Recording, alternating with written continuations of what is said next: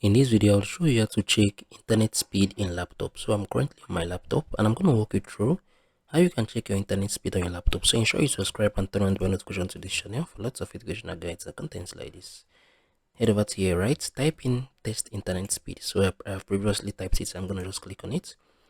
I'm going to wait for it to load up, right? So once it has opened up right here, you can see check your internet speed on that in under 30 seconds, right? So I'm going to just click on run speed tests. I'm going to go back.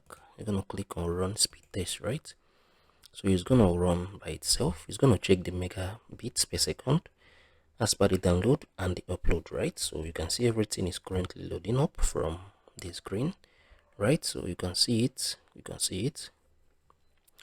So I think our download is 1.18, right? And the upload is, I think, 2 point something. Yeah, so it's reducing a bit, right? So this is basically how you can check your internet speed in your laptop. If you found this video helpful, share your thoughts below in the comment section. Thank you guys for watching through. I'll see you on the very next one.